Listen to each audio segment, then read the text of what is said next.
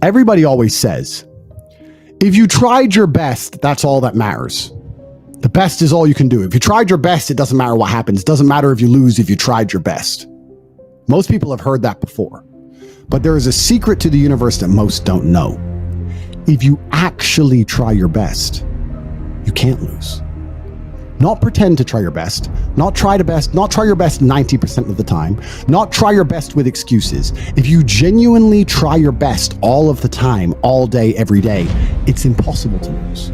So when people say, if you tried your best, it's okay to lose, that is a logic fail. Because if you lost, you didn't try your best in the first place. If you actually try your best, it is impossible to fail in this life. God is watching and he rewards those who want it the most.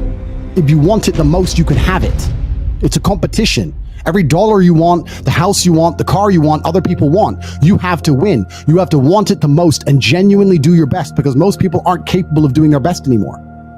To get up every day, whether they feel like it or not, and perform regardless. That is the secret. You cannot fail if you try your best. So if you don't have the car you want, the woman you want, the relationship you want, the friends you want, the house you want, you haven't been trying your best. Because I guarantee you, the second you do, you'll have all of it. I believe there's only 3 reasons people are not rich. One of 3 reasons. They're either stupid, arrogant, or lazy. Stupid is actually the smallest category. People think, oh, you know, there's a lot of stupid people. There are, but I know a lot of stupid people with a lot of money, right? There's so much money in the world. To be too stupid to generate money, I think is less than 5% of the population. We're genuinely too dumb to ever make a good wage. Then you have arrogant and lazy, and these are the 2 most common. Lazy because people just, oh, you know, but I need time to myself. Oh, you know, but it's the evening. Or, you know, it's hyper competitive. There are people who do not need times to themselves. There are people, there's an Indian in Islam, or there's a guy in Islamabad who'll do your job online for $3 an hour and he doesn't sleep. You're gonna lose, right? So if you're gonna be lazy in any regard, you have to understand there are people like me who are billionaires who work 18 hours a day. When I finish this, I get into my car and I open my laptop and I work on my way to my next appointment. I'm gonna work all night until the day I go. When I go to sleep, I close my laptop and I'm asleep a minute later. I work. That's all I do. Lazy is a big problem because people go, oh, but I just want to relax. If you just want to relax, that's fine. But you're competing against people who just don't want to relax, and you're going to lose. And the last, and I'd say that's around, a lot of people have that element to them. A lot of people are lazy. That's about 50% of people. But the main reason people are not rich is because they are arrogant. If you were to take somebody who says, I'm doing my best, I'm really trying, and you were to get an exact schedule of their last week and find all the times they've wasted time, you'd say, look, you've wasted time, wasted time, wasted time, wasted time. You know what's actually amazing? Most of those people are not even self-reflective enough to go, you're right, I'm not trying my best. You know what they'd say? Well, I have to rest sometimes. Well, I have to have a social life. Well, they'd be so arrogant because they're arrogant. I had to do my Facebook. Yeah. No matter, you'd even show them, here's where you fucked up. Well, you know, I have to, you're crazy. And then they go back to being a loser. A lazy person thinks he's working too hard, and a successful person thinks he isn't working hard enough. And we're doing 20 times the work they are. And we're like, oh, I could have done more, could have done this. Oh, I missed that today, can't miss that again. Oh, I should have taken that call. I should have flown there. I should have. That's, you know, we have guilt about it. They don't give a solitary fuck. And even if you pointed it out to them, they'd sit there and go, oh yeah, and they'd make some excuse for it. It's the brutal arrogance of people. Perhaps 50, 60 years ago, you could be a normal man with a normal job, have a normal life and a normal wife and a normal house and a normal car and be happy. But the world we are now living in is proving that being a normal man is nothing more than slavery. Being a normal, law-abiding citizen with a normal income and a normal wage and one passport and a normal wife is going to leave you depressed. Sooner or later, it's just going to leave you and end up fucking suicidal and miserable. This is what I don't understand about people, especially men in the world today. Why are they so worried about being afraid? Why are they so worried about, I was afraid every time I fought. I fought anyway.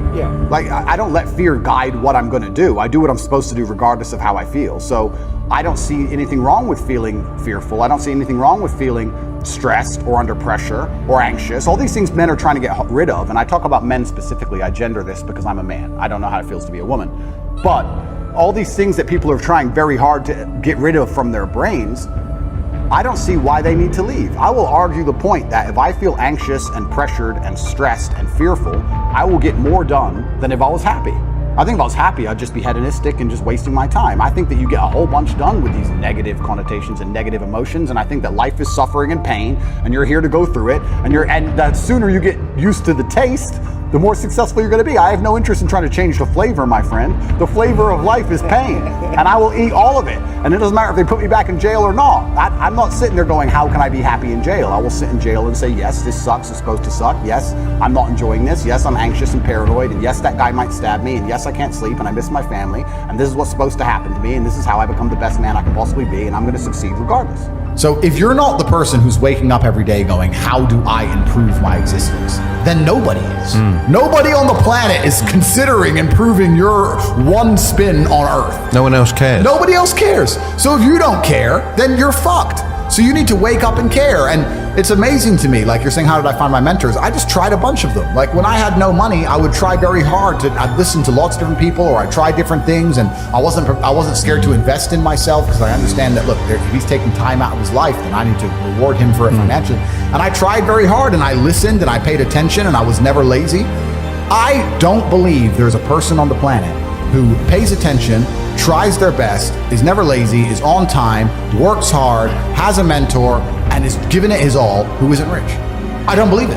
I think that if you do all those things, you're rich. And if you don't have any money, you're missing one of those key elements. Now, you can fool yourself and you can fool everyone else and you can pretend you're doing them, but if you're truly honest with yourself, am I finding people who are trying to teach me what I want to know, and am I trying my best? And the answer is fucking no every time. For you to become rich and successful is going to require pain and suffering. And you have to understand exactly what your dream life is to make the pain and suffering worthwhile.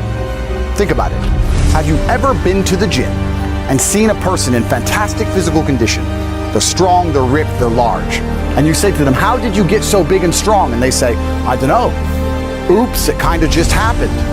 Or have you ever found a really rich man or a very successful man and said, how did you become rich and successful? And he goes, I don't know, bro. I just woke up one day and it kind of happened and now I'm living my dream life. No, there is a very detailed plan and roadmap. For you to become strong, you must eat a certain way. You must train a certain way. For you to become rich, you must earn money a certain way. You must understand exactly how you're going to make money, whether you're going to be a public-facing figure like me or a man of the shadows with millions of dollars.